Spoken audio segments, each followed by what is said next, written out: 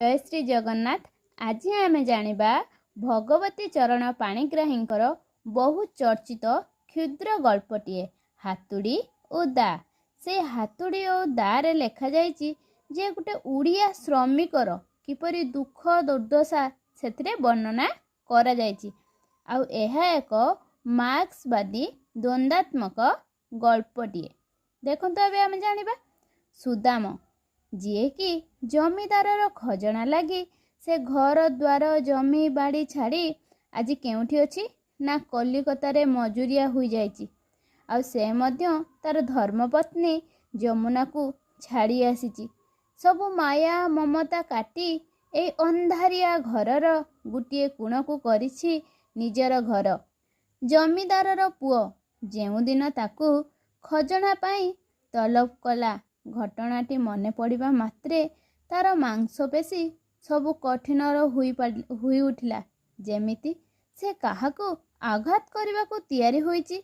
जमीदार पुओ गाली गुलज करी कहिला, खजना देई न पारिबु तो भारी जाकू दे कौन गुटाए करी पकायो बोली सुदामा जाउथिला।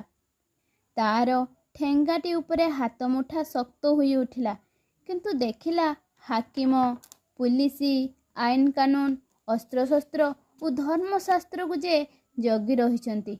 जमीदारर मान सम्मान धन जीवन रे कौनसी हस्तक्षेप जेपरि न हुए।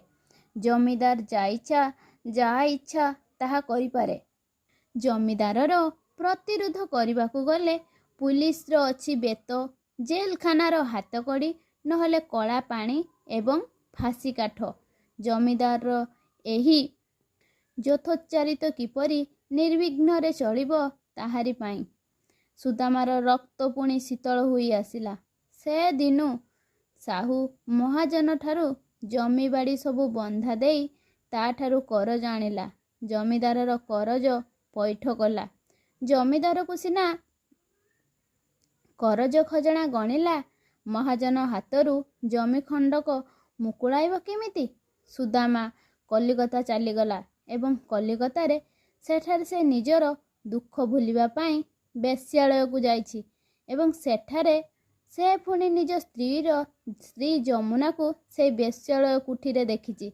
से सेठी विस्मित हुई जाइछि एवं दरिद्र चाषी गाँ गहଳରେ किपरि जमीदार महाजन द्वारा सूचित हुई निजस्व भाव बा सर्वहरार परिणति हुई जाइछि ताहा एही गल्परे सुंदर भावरे कवि वर्णना करिसंती।